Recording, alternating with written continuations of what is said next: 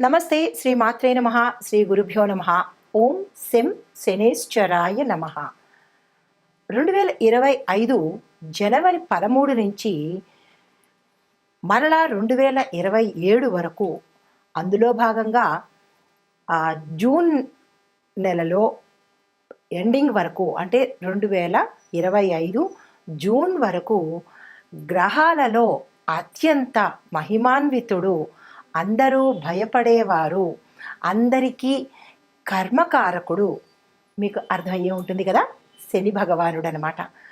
ఈ సంవత్సరం 6 నెలల పాటు శనీశ్వరుడు అందరికీ మేషాది ద్వాదశ రాశుల వారికి విపరీతమైన భోగభాగ్యాలు, అష్టైశ్వర్యాలు, సంపదలు, ఇంకా ఒకటేమిటి అన్నీ అనుగ్రహించడానికి తనదైన రీతిలో ఆ స్వామి తొందరగా వచ్చేస్తున్నాడు. అయితే శని భగవానుడి గురించి మనం చెప్పుకోవడానికి ముందు అంటే ఆయన ఏమేమి ఇస్తున్నాడు, ఎట్లాంటి సంతోషాలని ఐశ్వర్యాలని ఇస్తున్నాడు అని చెప్పుకునే దాని ముందు ఆ స్వామి గురించి ఒక చిన్న 2 మాటలు మాట్లాడుకుంటే ఆ స్వామి సంతోషంతో పాటు మరిన్ని ఫలితాలు ఇస్తాడు. అయితే అందరూ శనీశ్వరుని చూడంగానే భయంతోనూ వణికిపోతుంటారు. దానికి ముందుగా ఒక చిన్న శ్లోకంతో ప్రారంభిస్తాను. నీలాంజన సమాభాసం రవిపుత్రం యమాగ్రజం ఛాయామార్తాండ సంభూతం తం నమామి శనేశ్వరం. ఆ స్వామిని ఎంతగా తలుచుకుంటే అంత పొంగిపోయి వరాల జల్లు కురిపిస్తాడండి. కానీ అందరూ భయపడిపోతూ ఉంటారు. అయితే ఇతను కర్మప్రదాత, న్యాయదేవత అనే పేరు కూడా ఉంది. ఈయన సూర్యపుత్రుడు అన్నమాట. యమధర్మరాజుకి అన్నగారు. సూర్యపుత్రులు ఇద్దరు కూడా, యముడు శనేశ్వరుడు కూడా ఇద్దరు న్యాయదేవతలు.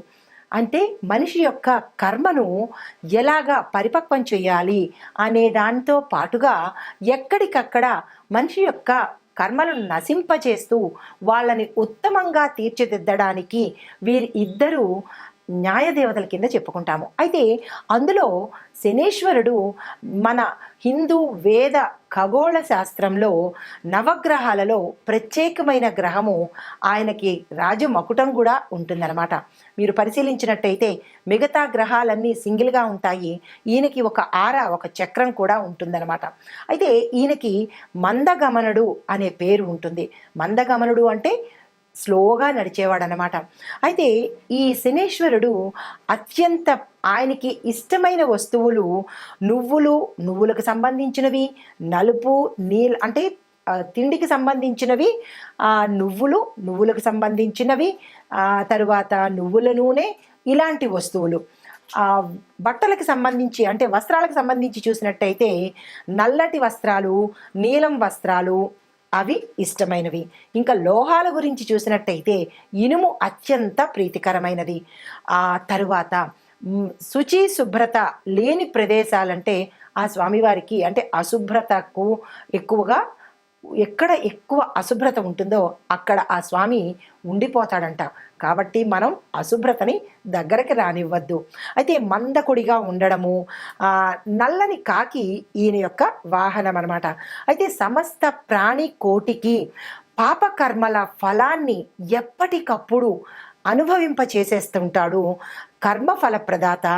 దానితో పాటుగా జీవులు చేసిన తప్పులు, మన తప్పులు తెలియవు కదా, వెంటనే ప్రాయశ్చిత్తం చేసేసి ఆ తప్పును తెలుసుకునే జ్ఞానాన్ని ప్రసాదిస్తాడు ఈ మహానుభావుడు.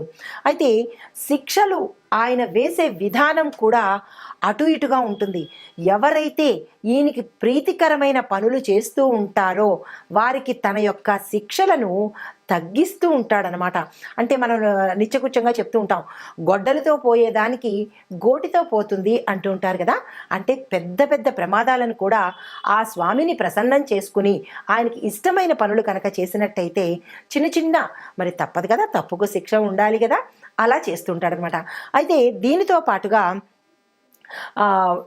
వీళ్ళు అంటే ఈ శనీశ్వరుడు బ్రతికి ఉండగానే మనకి గుణపాఠాలు నేర్పిస్తాడు. దానితో పాటుగా ఆయనకి ఎవ్వరి మీద కసి కానీ కోపం కానీ ఇట్లాంటి పగ ప్రతీకారాలు ఉండవు. ఆయనకి అందరూ సమానమే. యమధర్మరాజుకి అందరూ సమానమే. గరీబైనా లేదా అమీరైనా, గొప్పవాడైనా, కోటీశ్వరుడైనా, కటికి పేదవాడైనా సరే యమధర్మరాజుకి ఎలా సమానమో ఈ శని భగవానుడికి కూడా అంతే సమానం అన్నమాట. అయితే మనం చేసే మంచి పనుల వల్ల ఆ స్వామి కరుణించి అందలం ఎక్కిస్తాడు, ఆయుష్ని ఇస్తాడు, ఆరోగ్యాన్ని ఇస్తాడు, అందమైన రూపాన్ని ఇస్తాడు. ఆయన ఏది ఇవ్వడు చెప్పండి? అన్నీ ఇస్తాడు. కానీ మనం మసలుకునే తీరులోనే ప్రతి ఒక్కటి ఉంటుందన్నమాట. అయితే సాధారణంగా శనేశ్వరుడిని చూసి భయపడి కష్టాలు ఇస్తాడేమో, నష్టాలు చేస్తాడేమో అని ఆయన్ని భయంతో మనం ప్రార్థన చేస్తాము. ఎప్పుడైతే భయంతో ప్రార్థన చేశామో అప్పుడు మరింత ఎక్కువ అవుతుంది తప్ప తక్కువైతే అవ్వదు. ఆయన్ని ఇష్టంతో భక్తితో కనుక ప్రార్థన చేసినట్టయితే మన కష్టాలని తగ్గిస్తూ ఉంటాడు. అంటే గ్రహాలలో శనేశ్వరుడు దండన ఇచ్చే గ్రహం అన్నమాట. అయితే ఇందులో మనకి ఈ భగవానుడు ఇచ్చే ఆయన వచ్చే ప్రతి ప్రాణిలోకి వచ్చే అవకాశాలు ఏంటి అంటే ఏలినాటి శని అంటే సాడే సతి అంటారు, 7.5 సంవత్సరాలు, అర్ధాష్టమ శని, అష్టమ శని, ఇలాగా శని మహర్దశ కాలాల్లో ఆయన ప్రతి ఒక్క మనిషి జీవితంలోనూ ప్రవేశన చేస్తూ ఉంటాడు. అలాగే నక్షత్రాలలోనూ రాసుల్లోనూ కూడా ఈయన ప్రవేశం ఉంటుందన్నమాట. అయితే మనం భయపడిపోవాల్సిన పని లేదు. ఆయన పరిహారాలతో ఆయన్ని మెప్పించి ఆయన అనుగ్రహాన్ని పొందే శక్తి మనిషికి ఉందన్నమాట. అయితే ఈ శని యొక్క ఆధిపత్యంలో ఉన్న రాసులు ఏమిటి అంటే కనుక, అంటే మిత్రస్థానాలు, శని ఆధిపత్యం వహించే రాసులు మకర, కుంభాలు. ఆయనకి మిత్ర రాసులు ఏవి అంటే కనుక మిథున, కన్య, వృషభ, తుల. ఈ 4 రాశులు మిత్ర రాశులు ఆయనకి. అయితే నక్షత్రాలు ఏవి అంటే కనుక పుష్యమి, అనురాధ, ఉత్తరాభాద్ర నక్షత్రంలో జన్మించిన వారికి కొంత వెసులుబాటు అంటే అమెండ్మెంట్స్ ఇవ్వడము, కొన్ని డిస్కౌంట్లు ఇవ్వడము చేస్తుంటాడనమాట. అయితే కష్టాలు మనిషి యొక్క అహంకారాన్ని తగ్గించి వాస్తవాన్ని, మానవత్వాన్ని తెలియచెప్పేందుకే కష్టాలు అనేవి వస్తూ ఉంటాయి. దాన్ని మరింతగా రెచ్చిపోయి కష్టం వచ్చింది కదా అని ఏదేదో చేసేస్తూ ఉంటే అవి మరింత ఉధృతమవుతాయి తప్ప తగ్గే ప్రసక్తి ఉండదనమాట. ప్రతి కష్టాన్ని నవ్వుతూ స్వీకరించి దాన్ని దాటే మార్గం చూసుకోవాలి ప్రతి ఒక్క మనిషి. అయితే ఈ అహంకారాలతో పాటు జీవిత సత్యాలను నేర్పించడమే కాకుండా దైవం యొక్క అంటే ఆధ్యాత్మికతని కూడా నేర్పిస్తాడు. వాస్తవాన్ని కళ్ళకు కట్టినట్టుగా చెప్తాడనమాట. అయితే ఈ శని యొక్క జీవిత గమనాన్ని బట్టి స్థిరాస్తులు ఏర్పరచుకోవడం చూసారా, మనం ఆస్తులు సంపాదించుకున్నాము అంటే దాని అర్థము శని భగవానుడి యొక్క అనుగ్రహం అనమాట. ఆ కోటీశ్వరులైనా లేదా అంటే ఎక్కువగా ధనాన్ని సంపాదించిన వాళ్ళైనా వారి స్వయం శక్తి కాదు, శని భగవానుడి యొక్క అనుగ్రహం వల్లే. అవి మర్చిపోయి చిన్ని కష్టానికి ఆ స్వామిని తిట్టేస్తూ ఉంటారు. ఎదుటి వ్యక్తిని శనిలా దాపురించాడు, శనిలాగా వచ్చాడు, నాకు శని పట్టింది, ఇట్లాంటి మాటలతో ఆయన్ని తోలనాడతారు. అంటే మనిషి నైజం ఎలాంటిదంటే బాగా కలిసి వచ్చినప్పుడు నా అంతట వాడలేడు అని విర్రవీగుతాడు. చిన్న కష్టానికి ఎదుటి వాళ్ళ మీద నింద వేస్తూ భగవంతుని నిందిస్తూ ఆ గ్రహాలను నిందిస్తూ ఉంటాడు తప్ప తన యొక్క తప్పుని అస్సలు ఒప్పుకోడు. అందువల్లే కష్టాల తీవ్రతను అధిగమిస్తున్నాడు, ఇంకా ఎక్కువగా కష్టాలను పొందుతున్నాడు తప్ప తగ్గించుకునే ప్రయత్నము మనిషి చేయడం లేదు. అయితే ఈ కష్టాలను ఓర్చుకునే శక్తి మన శని భగవానుడు ఈ సంవత్సరంలో ప్రతి ఒక్కరికి ఇస్తున్నాడు. అయితే దీన్ని బట్టి మనం ఒక్కటిగా అంటే ఎట్లా అంటే ఎవరెవరికి ఈ శని భగవానుడు ఏ అంశాల్లో ఉన్నాడు, ఏ ప్రదేశాల్లో ఉన్నాడు అనే అంశాన్ని క్లుప్తంగా మీ అందరికీ తెలియాలిగా. అందరూ శనేశ్వరుడు అంటారు, కానీ ఆ శనేశ్వరుడు ఎక్కడ ఉంటాడు, ఎవరిని ప్రీతిగా చూసుకోవాలి అనే అంశాన్ని మీకు క్లుప్తంగా చెప్తాను. శని భగవానుడు గురించి తప్పనిసరిగా వివరిస్తాను. స్కిప్ చేయకుండా చూడండి, ఆ భగవానుడి యొక్క అనుగ్రహాన్ని పొందండి. అయితే ఆయన ఉండే ప్రదేశాలు తోటమాలి, రైతుల దగ్గర, లోహాలలోనూ, తోలు కలప వ్యాపారాలలోనూ, చంద్రుడితో కలిసి ఉన్న సివిల్ ఇంజనీర్ల డిపార్ట్మెంట్లోనూ, బిల్డర్స్లోనూ, సర్వేయర్లలోనూ, ఎక్స్రే టెక్నీషియన్స్ ఈ విభాగంలో పనిచేసే వారిలోనూ ఈయన కలిసి ఉంటాడు. రవితో కలిసిన అంటే ఈయన సింగిల్గా ఉండేది ఈ ప్రదేశాలు. రవితో కలిసి ఉంటే కనుక ఏ ఏ రంగాల్లో ఉంటాడు అంటే ప్రభుత్వ రంగంలో సేవలు చేసేవారు, గురువుతో కలిసి ఉంటే భూములు కొనుగోలు అమ్మకాలు చేసేవాళ్ళు, అంటే రియల్ ఎస్టేట్ల దగ్గర అనమాట, వాళ్ళ దగ్గర, గనుల యొక్క యజమానుల దగ్గర, సైంటిఫిక్ ల్యాబ్లో పని చేసే వారి దగ్గర, బ్యాంక్ సిబ్బంది దగ్గర, ప్రచారాలు చేస్తూ ఉండేవారి దగ్గర, అంటే అడ్వర్టైజ్మెంట్లు చేస్తూ ఉంటారు కదా, వారి దగ్గర ఎవరితో కలిసి ఉన్నప్పుడు, గురువుతో శని భగవానుడు కలిసి ఉన్నప్పుడు వీరి దగ్గర ఉంటూ ఉంటాడు. అయితే బుధుడితో కలిసి ఉన్నప్పుడు, అంటే శని భగవానుడు సోలోగా ఉన్నప్పుడు ఇందాక చెప్పినవి, రవితో కలిసి ఉన్నప్పుడు ఇందాక చర్చించినవి, గురుడితో కలిసి ఉన్నప్పుడు ఇందాక చెప్పాను. ఇప్పుడు బుధుడితో కనుక శని భగవానుడు కలిసి ఉంటే ఎలాంటి వారి ఫలితాలు ఇస్తాడు అంటే, రచయితల దగ్గర, శాస్త్రవేత్తల దగ్గర, కలప కోసేవారి దగ్గర, ఉపాధ్యాయుల దగ్గర, సెన్సార్ బోర్డు సభ్యుల దగ్గర, సిఐడి డిపార్ట్మెంటు, సిబిసిఐడి డిపార్ట్మెంట్ ఉంటుంది కదా, వారి దగ్గర, అంటే వారి డ్యూటీ ఏంటి, శిక్షలు వేసే డ్యూటీ అనమాట. కాబట్టి అలాంటి వారి దగ్గర ఉంటారు. ఇలాంటి డిపార్ట్మెంట్ వాళ్ళు పనిచేసే వాళ్ళ దగ్గర, అంటే ఈ రంగాలలో శని భగవానుడి యొక్క రంగాలన్నమాట. అయితే ఇప్పుడు మన ఖగోళ శాస్త్రం ప్రకారము 2025 సంవత్సరంలో ఎక్కడెక్కడ ఏ గ్రహాలలో సంచారం చేస్తున్నాడు అనే అంశాన్ని పరిశీలన చేద్దాం. శనీశ్వరుడు తన ప్రభావాన్ని ప్రస్తుతము కుంభరాశిలో సంచరిస్తున్నాడు. అయితే ఈ సంవత్సరం శనీశ్వరుడు తన రాశిని మార్చుకోబోతున్నాడు. ఈ శని సంచారము కుంభరాశిలో ముగిసిపోయిన తర్వాత ఆ రాశి మీద ప్రభావంతో పాటు కుంభరాశికి ఏలినాటి శని అంటాం కదా, సాడేశతి ప్రభావము ఎంతకాలం ఉంటుంది అనే అంశాన్ని మనం ఇప్పుడు తెలుసుకుందాము. అయితే ఈ కుంభరాశిలో శని ప్రవేశం జరిగినప్పుడు ఎప్పుడు జరిగింది అంటే కనుక, ఈ శనీశ్వరుడు జనవరి 17, 2023 సంవత్సరంలో కుంభరాశిలోకి ప్రవేశం జరిగింది. అంటే 2 సంవత్సరాలు కుంభరాశిలో అయ్యిందన్నమాట. ప్రస్తుతం కుంభరాశిలో ఏలినాటి శని భాగంలో 2వ దశ కుంభరాశి వారికి జరుగుతోంది. దీనితో పాటు ఈ గమనంలోనే మీనరాశిలోకి సంచారం చేశాడు. అంటే మీనరాశిలోకి శని సంచారం చేసినప్పుడు కుంభరాశి వారి మీద శని ప్రభావము కొంత తగ్గిపోతుంది, అంటే తీవ్రత తగ్గుతుందన్నమాట. దీనితో భాగంగా 2025 ఈ సంవత్సరము మీనరాశిలో సంచారం చేస్తూ ఉండడం వల్ల కుంభరాశి వారికి చివరి దశ వచ్చేసిందనమాట. అంటే కుంభరాశి వారికి ఆఖరి దశ, మీనరాశి వారికి ప్రారంభ దశలోనూ శనీశ్వరుడు సంచారం మొదలుపెట్టాడు. అయితే ఇది ఎప్పటి వరకు ఉంటుంది అంటే కనుక జూన్ 3వ తారీఖు 2027 సంవత్సరం వరకు మీనరాశి వారికి ఏలినాటి శని ప్రభావము ప్రథమ దశలో ఉంటుందన్నమాట. క్లియర్గా అర్థమైంది కదా. అయితే తరువాత ఈ కారణంగా, అంటే ఈ పరిభ్రమణ కారణంగా ఒక రాశి చక్రం పూర్తి కావడానికి, అంటే మేషం నుంచి మీనం వరకు రాశి చక్రం పూర్తి అవ్వడానికి స్వామికి 30 సంవత్సరాలు పడుతుందన్నమాట. ఈ శని యొక్క సాడే సతి చాలా బాధాకరమైనది. ఈ రాశి, అంటే ఈ శని గ్రహము 12వ స్థానంలో ఈయన కనుక ఉంటే కనుక విపరీతమైన పరిణామాలు కలగజేస్తుంది, అంటే ప్రభావితం ఎక్కువగా ఉంటుంది. అయితే మీనంలో సంచరించినప్పుడు మకర రాశి వారికి ఇప్పుడు అన్నమాట, మీనంలోకి వచ్చేసాడు కదా, ఇప్పుడు మకర రాశి వారికి శని దశ పూర్తిగా పోయింది. అంటే శనీశ్వరుడు ఏలినాటి శని ప్రభావం నుంచి మకర రాశిని తగ్గించేశాడు. 2వ పాయింట్, కుంభరాశి వారికి చివరి దశకి వచ్చేశారు. మీనరాశి వారికి ప్రథమ దశ ప్రారంభమైందన్నమాట. తరువాత దీనితో పాటుగా మార్చి 29, 2025 సంవత్సరము మీనరాశిలోకి ప్రయాణం చేస్తూ మేషరాశికి కూడా మొదటి దశని ఇస్తున్నాడు. అంటే చూడండి, మీనం తర్వాత చక్రంలో మళ్ళా వచ్చింది ఫస్ట్ ఏంటి, మేషరాశి. మీనం 12వ రాశి అయిపోయింది.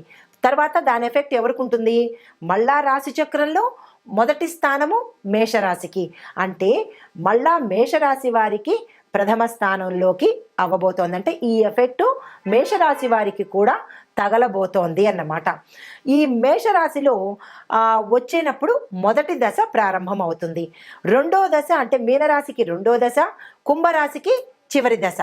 ఇలాగా స్వామివారు అంచెలంచెలుగా ప్రయాణాన్ని సాగిస్తున్నారు. అయితే ఈ శని గ్రహము ఏ రాశిలో అయితే 8వ ఇంట 4వ ఇంట ఉన్నప్పుడు ఆ రాశి యొక్క దశ ప్రారంభము అయినట్టుగా మనం గమనించుకోవాలి. కుంభరాశిలో శనేశ్వరుడు సంచరించడం వల్ల కర్కాటక, వృశ్చిక రాశుల మీద ఆయన యొక్క దయ ప్రభావము ఏర్పడుతుంది. శని మీనంలోకి ప్రవేశించినప్పుడు సింహానికి, ధనస్సుకి వారి యొక్క ప్రభావము దయనీయంగా అంటే దయ కలిగి ఉంటుందన్నమాట.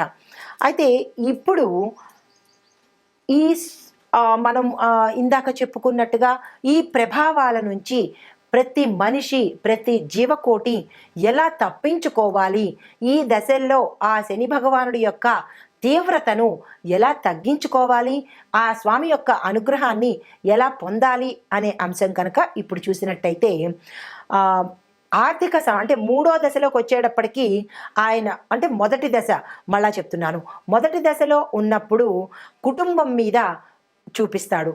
రెండో దశలో ఉన్నప్పుడు శరీర అంటే మన ఆరోగ్యం మీద చూపిస్తాడు. మూడో దశలో ఉన్నప్పుడు ఆర్థిక పరంగా చాలా జాగ్రత్తలు తీసుకుంటూ ఉండాలి. ఈ 3 దశల్లో ఎవరెవరు ఉంటున్నారు అనేది మీ జాతక పరిశీలన చేయించుకొని శని మహర్దశ ఎప్పుడు ఉంది, మేము ఏ జాగ్రత్తలు తీసుకోవాలి అనే అంశాన్ని మీ యొక్క వ్యక్తిగత జాతక పరిశీలన చేయించుకుంటే కనుక ఆ స్వామి యొక్క స్థానాలు తెలుస్తాయి, ఆ పరిహారాలు చేసుకోవచ్చు. అయితే ఇప్పుడు స్వామి యొక్క చెడు ప్రభావాలను తగ్గించడం కోసము మనం ఎవరిని పూజించాలి అంటే కనుక తప్పనిసరిగా గుర్తుపెట్టుకోండి, శివుడిని, హనుమంతుడిని తప్పనిసరిగా పూజించాలి. నేను ప్రతి ఒక్క రాశి ఫలితాలు చెప్తున్నప్పుడు పరిహారాల్లో నేను ఇదే ప్రస్తావన చేస్తాను. ఎక్కువగా శివుణ్ణి పూజించండి, ఆంజనేయ స్వామిని పూజించండి అనే ప్రస్తావన ఎక్కువ తీసుకొస్తాను. ఎందుకు అంటే కనుక ఈ ఇద్దరే మనకి శని ప్రభావాన్ని తప్పించగలిగిన వారు. ఎప్పుడు ఈమె ఇదే చెప్తూ ఉంటుంది, ఇంకొక పరిహారం చెప్పదా అని మీకు విసుగు రావచ్చు. కానీ మిగతా పరిహారాలు చెప్పినా కానీ అది ఫలితం లేకుండా ఏదో చెప్పాలన్నట్టే ఉంటుంది తప్ప మీకు ప్రయోజనం అయితే చేకూరదు కదా. అందుకనే ఈ ఇద్దరిని తప్పనిసరిగా 2025లో ప్రతి రాశి వాళ్ళు కూడా తప్పనిసరిగా ఈ 2 పరిహారాలు, మిగతావి మీ యొక్క జాతక పరిశీలన బట్టి ఆ పరిహారాలతో పాటు ప్రతి ఒక్కరూ కూడా వీరిద్దరిని పూజించాలి, ప్రదక్షిణలు చెయ్యాలి, వారికి ఇష్టమైన పనులు చెయ్యాలి. అప్పుడే శని భగవానుడి యొక్క తీవ్రత తగ్గుతుందనమాట. అయితే శని భగవానుడికి ప్రీతికరమైన పనులు ఏమిటి అంటే కనుక అంటే ఆయన్ని ప్రసన్నం చేసుకోవడానికి ప్రీతికరమైన పనులు మన కింది స్థాయి వారిని గౌరవించడము, వారిని ప్రేమించడము, వారికి సదుపాయాలు కలగచేయడము, ఇలాంటివి ఏవైనా మీ యథాశక్తి చేసినట్టయితే శని భగవానుడు చాలా ప్రీతి చెందుతాడు. ఇదే అంశాన్ని నేను రాశి ఫలాలు చెప్పేటప్పుడు ప్రతి ఒక్కళ్ళకి ఇది తప్పనిసరిగా చేసుకోండి అని విన్నవించుకుంటాను. ఎందుకు అంటే ఆ స్వామి యొక్క అనుగ్రహం పొందాలి అంటే ఇంతకు మించిన మార్గం లేదు. అంటే మన ఖగోళ శాస్త్రంలో ఈ నవగ్రహాలకి ఏ గ్రహానికి సంబంధించిన ప్రత్యేకత వారికే ఉంటుంది. అంటే చంద్రుడికి, సూర్యుడికి ఇలా నవగ్రహాలకి ఎవరి ప్రత్యేకత వారికే ఉన్నప్పటికీ అన్నిట్లోనూ ప్రత్యేకమైన గ్రహము శని భగవానుడు అనమాట. ఎందుకు అంటే ఈయన గమనము 19 సంవత్సరాలు ప్రయాణం చేస్తాడు కాబట్టి చాలా స్లోగా వెడుతూ ఉంటాడు. మిగతా గ్రహాలు పరిహారాలతోనే అనుగ్రహిస్తారు. ఈ పరిహారం బుధుడికి పరిహారము, గురుడికి పరిహారము, దానాలు ఇచ్చేస్తే అనుగ్రహం ఉంటుంది. కానీ ఒక్క శని భగవానుడు మాత్రమే మీ తోటి వారిని ప్రేమించడము, మానవత్వం కలిగి ఉండడము, నీతి, నిబద్ధత, న్యాయము కలిగి ఉన్న వారి జోలికి ఈయన అస్సలు వెళ్ళడు. కర్మకి తగ్గ ఫలితాన్ని ఇస్తాడు కానీ తీవ్రతను అయితే ఇవ్వడు. అందుకే ప్రతి ఒక్కరూ తమ దైనందిన జీవితంలో మనం అలవాటు చేసుకోవాల్సింది మన సాటి వారిని, తోటి వారిని మోసం చెయ్యకుండా, మన కింది స్థాయి వారిని, మన పని వారిని కొంతమందిని అంటే మనకి బీదవాళ్లను, మన పని వాళ్ళను, ప్రతి ఒక్క మనిషిని గౌరవంతో చూడాలి, మోసం చెయ్యకుండా ఉండాలి. న్యాయబద్ధమైన నిబద్ధత కలిగిన జీవితాన్ని ఎవరైతే కొనసాగిస్తూ ఉంటారో వారికి శని భగవానుడి యొక్క కష్టాలు ఎలా ఉంటాయంటేట, ఎండలో వెళుతున్నప్పుడు చల్లని చిరుగాలి ఎలా ఉంటుంది, చల్లగా హాయిగా ఎలా ఉంటుందో అలా అనుభవింపజేస్తాడంట. కానీ ఆయన ఎవరికి తీవ్రమైన పరిణామాలు ఇస్తాడు అంటే, ఎదుటివారిని మోసం చేసేవారిని, అబద్ధాలతో కాలం గడిపేవారిని, ప్రతి ఒక్కరిని కించపరచటం కానీ, తక్కువ చేసి మాట్లాడడం కానీ, ఎదుటివారిని హేళన చేయటం కానీ, ఇలాంటి అకృత్యమైన పనులు ఎవరైతే మనిషిగా చేస్తారో వారికి తీవ్రమైన పరిణామాలు కలిగిస్తాడు. ఎందుకంటే ఆయన కర్మప్రదాత కదా. కర్మ అంటే పని, అది మంచి పని అవ్వచ్చు, చెడు పని అవ్వచ్చు. కాబట్టి ఇక నుంచైనా ప్రతి ఒక్కరూ నీతిబద్ధమైన జీవితాన్ని, న్యాయబద్ధమైన జీవితాన్ని అలవరుచుకోవడంతో పాటు సాటి వారిని, అది ఎవరైనా కావచ్చు, మనకన్నా తక్కువ కావచ్చు, మనకన్నా ఎక్కువ కావచ్చు, ప్రతి ఒక్కళ్ళని గౌరవించడం నేర్చుకున్నట్టయితే కనుక ఆ స్వామివారి అనుగ్రహానికి చెప్పక్కర్లేదు, ఆయనే తగ్గించేస్తాడు. కానీ తీవ్రత పడుతున్నాము. కొంతమంది అంటూ ఉంటారు, మాకు బాగా కష్టాలు వచ్చేస్తున్నాయండి, ఒకదాని మీద ఒకటి వస్తున్నాయి అంటే అది మీరు చేసుకున్నదే కదా. ఆయన ఏమీ ఇవ్వలేదు కదా. మనం ఏ కర్మ అయితే చేస్తామో అదే తిరిగి మనకి వస్తుంది. అది సైన్స్ పరంగా చూసినా కానీ న్యూటన్ లా అంటారు కదా. అంటే ఇంగ్లీష్ వాడు చెప్తే మన బుర్రకు తొందరగా ఎక్కుతుంది, మన వాళ్ళు చెప్తే మనకి తొందరగా ఎక్కదు. కాబట్టి ఏదైతే మనం గోడకి కొడతామో తిరిగి అదే ఫోర్స్లో తిరిగి మనకి వస్తుందన్న విషయము ప్రతి ఒక్కళ్ళకి తెలుసు. కానీ మన ఎదుటి వాళ్ళకి చేసే పనిలో కానీ, ఎదుటి వాళ్ళకి చేసే మోసంలో కానీ, ఎదుటి వాళ్ళని హింస పెట్టడంలో కానీ ఈ ఒక్క చిన్ని సూత్రాన్ని మనం మర్చిపోతున్నాము. ఆ మర్చిపోవడం వల్ల మనకి 100కి 10,000 రెట్ల వేగంతో ప్రతి ఒక్కటి అందుబాటులోకి వస్తుంది. కాబట్టి ఒకరిని హేళన చేయడం కానీ, కొంతమంది అన్ని రంగాల్లోనూ ఉన్నారు. కొంతమంది ఎదుటి వాళ్ళని హేళన చేయడము, వాళ్ళని తగ్గించడం కోసం, వాళ్ళ పేరు పోగొట్టుకోవడం కోసం, లేదా వాళ్ళ మీద బురద జల్లడము, వారిని అపకీర్తి పాలు చేయడము, ఇలాంటి పనులన్నీ చేస్తూ మళ్ళా మేము శని బాధలు పడుతున్నాము, పరిహారాలు చెప్పండి అంటే దాని అర్థం ఏమిటి ఉంటుంది? మనం చేసే పనుల వల్లే మనకి రిఫ్లెక్షన్ వస్తుంది. కాబట్టి ఇక నుంచైనా ఎదుటివారి ముందు లేదా ఎదుటివారితో మీ యొక్క ప్రవర్తన మంచుకోవడము, ప్రత్యక్షంగా కావచ్చు, పరోక్షంగా కావచ్చు, ఇంకా ప్రత్యక్షంగా కన్నా పరోక్షంగా వెన్నుపోటు పొడవడము, వారిని అపకీర్తి పాలు చెయ్యడము, వారి మీద దుర్భాషలు ఆడడము, ఇవన్నీ చేస్తూ మనకి మళ్ళా బాధలు వచ్చాయి అంటే రావా? మరి మీరందరూ ఒక్కసారి పునఃపరిశీలన చేసుకోండి. అంటే చెప్పినప్పుడు ఇబ్బంది కలగచ్చు, అంటే వాస్తవాన్ని కఠినంగా ఉన్నా కానీ చెప్పక తప్పదు. ప్రతి ఒక్కళ్ళు మారండి. మీ యొక్క నేచర్ని, మీ యొక్క మనస్సుని లేదా మీ యొక్క నైతిక ప్రవృత్తిని మార్చుకుంటే శని బాధలే కాదు, ఏ బాధలు ఉండవండి. తదుపరి రాశి కర్కాటక రాశి. ఈ రాశిలో ఉండే విద్యార్థులకు విజయం సాధించడానికి ఎక్కువ శ్రమ పడాలి, ఓర్పు పెట్టుకోవాలి. కష్టపడి సాధిస్తేనే దాని యొక్క ఫలితం అమోఘంగా ఉంటుంది.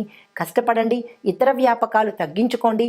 మీరు ఏదైతే అవ్వాలి అని అనుకుంటున్నారో దాని మీద దృష్టి పెట్టండి. ఏది చదవాలనుకుంటున్నారో దాని మీద దృష్టి పెట్టి కనుక చేసినట్టయితే మంచి ఫలితాలతో పాటు విదేశాలు వెళ్ళే అవకాశం కూడా గోచరిస్తోంది. మీరు శ్రద్ధ ఇంపార్టెంట్ ఇక్కడ. అయితే మానసిక స్థైర్యాన్ని మాత్రం ఎప్పటికీ వదులుకోవద్దు. నెవర్ గివప్ అంటే ఎప్పుడూ గివప్ స్టేజ్కి ఏ విద్యార్థి వెళ్ళొద్దు. ప్రతిదీ కాన్ఫిడెన్స్తో మీరు ముందుకు వెళ్ళాలి. తర్వాత ఉద్యోగస్తులకు ప్రమోషన్స్ పొందేందుకు ఇది మంచి అవకాశాలు మీ ముందుకు వస్తాయి. వాటిని మీరు అందుకోండి. మీ గతంలో మీరు చేసిన మంచి పనికి కానీ, మీ యొక్క డెడికేషను, పంక్చువాలిటీకి ఇప్పుడు మీ పై యజమానులు ప్రమోషన్స్తో పాటు మీ ప్యాకేజీ పెరగడంతో పాటు విదేశాలను, కొంతమంది ఉద్యోగస్తులని విదేశాలకు పంపించే అవకాశం కూడా మీ యొక్క కంపెనీయే భరిస్తుందన్నమాట. ఆకస్మిక ధనప్రాప్తి కలుగుతుంది.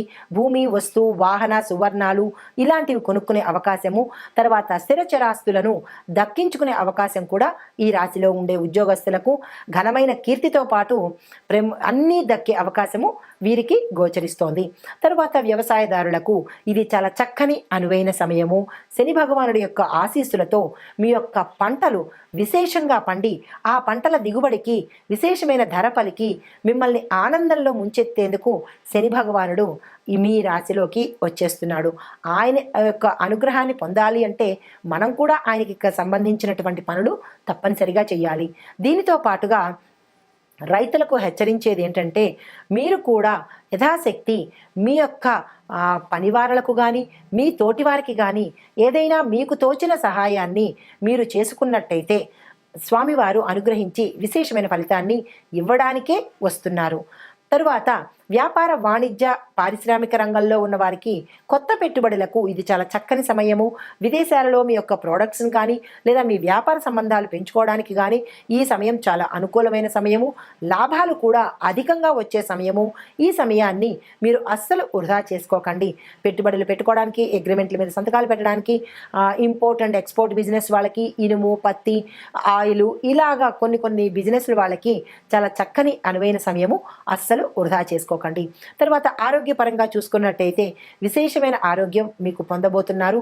అన్ని రకాలుగా శారీరక మానసికంగా కూడా చక్కని ఆరోగ్యవంతులు అవుతారు. కుటుంబపరంగా చూసుకున్నట్టయితే కుటుంబంలో ఆనందంతో పాటు ఉత్సాహము ఉల్లాసాలతో ఉంటారు. గతంలో ఏదైనా చిన్న తగాదాలు కానీ మాట పట్టింపులు కానీ వచ్చి ఉన్నవారైతే కనుక అవన్నీ సమసిపోయి శని భగవానుడి యొక్క అనుగ్రహం వల్ల చాలా శుభవార్తలు వినడము, శుభకార్యాలు చేయడము, దానికి సంబంధించి విశేషమైన ధనప్రాప్తి కలగడము, లాటరీలు కొనుక్కోవాలన్నా ఈ సమయం చాలా మంచి సమయం కాబట్టి మీరు ఆ దిశగా ప్రయత్నం చేయండి. శుభకార్యాల సూచనలు కూడా కనపడుతున్నాయి. మీరు ఏదైనా ప్రణాళికలు వేసుకుంటే కనుక ఈ సమయం భేషుగ్గా ఉంటుంది. ఆ ప్రయత్నం చేయండి. దీనితో పాటుగా వివాహం కాని వారికి లేదా సంతానం కోసం ప్రయత్నం చేసేవారికి కూడా ఈ సమయం చాలా చక్కని సమయము. మీరు అస్సలు వృధా చేసుకోకండి. తరువాత కుటుంబంలో స్త్రీలకు ఆరోగ్యం బాగుంటుంది. స్త్రీల పట్ల అంటే స్త్రీల దగ్గర నుంచి వారి పుట్టింటి వారి దగ్గర నుంచి కావచ్చు, అన్నదమ్ముల దగ్గర నుంచి కావచ్చు ఆస్తులు కలిసి వచ్చే అవకాశం, కోర్టు పరంగా తగాదాలు తీరిపోయే అవకాశము ఈ శని భగవానుడు మీకు అనుగ్రహిస్తున్నాడు. తరువాత ఐటీ రంగంలో ఉన్న వాళ్ళకి మీ ప్రాజెక్టులు మంచిగా విజయవంతమవుతాయి. కొత్త ఆఫర్సు హై ఎండ్ ప్యాకేజీతో మీకు అవకాశాలు వస్తాయి. తరువాత కొంతమంది కంపెనీలు మారడంతో పాటు మరికొంతమంది విదేశాలు వెళ్ళి అక్కడ స్థిరపడే యోగం కూడా శని భగవానుడు మీకు అందుబాటులోకి ఇస్తున్నాడు. అయితే రాజకీయ రంగంలో ఉన్నవారికి మీ యొక్క ప్రతిభ, మీ యొక్క రాజకీయ నాయకత్వ లక్షణాలు ప్రజలకి నచ్చి మీకు మద్దతుగా ఉంటారు. మీ పట్ల వారికి విశ్వాసం పెరిగి మంచి పేరు ప్రఖ్యాతలు గడిస్తారు. తద్వారా అధిష్టాన వర్గంలో కూడా మీకు మంచి గౌరవంతో పాటు పదోన్నతులు కూడా వస్తాయి. అయితే పరిహారాలు కనుక చూసినట్టయితే దుర్గాదేవిని పూజించడంతో పాటుగా శివుణ్ణి, ఆంజనేయ స్వామిని పూజించండి. నవగ్రహ ఆలయానికి ప్రతి శనివారము కుదరలేకపోతే ప్రతి ఆదివారము నవగ్రహ ఆలయ దర్శనం చేసుకుని శని భగవానుడికి ప్రత్యేకమైన పూజలు కానీ దానాలు కానీ చేయడంతో పాటుగా నల్లని వస్త్రాలు, నీలిరంగు వస్త్రాలను పేదవారికి సహాయం చేయండి. కొంతమందికి అంటే ఇందులో ఉండే విద్యార్థులకు చెప్పదగిన సూచన, మీరు పుస్తకాలను కానీ నల్లని పెన్నులు కానీ పేద విద్యార్థులకు దానంగా ఇచ్చినట్టయితే మీకు విశేషమైన ఫలితాలు ఆ స్వామివారు అనుగ్రహం చేస్తారు. దీనితో పాటుగా ఇంకొక విషయం ఏంటంటే, ప్రతి శనివారము నల్లని వస్త్రాలను లేదా నీలిరంగు వస్త్రాలను, ఈ స్వామివారికి ఇష్టమైనవి ఈ రెండు రంగుల వస్త్రాలను ధరించి మీరు ఏదైనా కీలకమైన పనికి వెళ్ళాలి అంటే కనుక మర్చిపోకండి. తప్పనిసరిగా ఈ రంగు వస్త్రాలను ధరించి వెడితే కనుక మీకు ప్రతికూలతలు కాకుండా అనుకూలతలు పొందే అవకాశము గోచరిస్తోంది. తప్పనిసరిగా ఆ స్వామి ప్రీతి కోసము ఈ పరిహారాలను తప్పనిసరిగా చేయించుకోండి. ఆ స్వామివారి యొక్క అనుగ్రహానికి పాత్రులు అవ్వండి. ఆయన యొక్క కృపా దృష్టి మీ మీద ఉండేలాగా కోరుకుంటూ నమస్తే.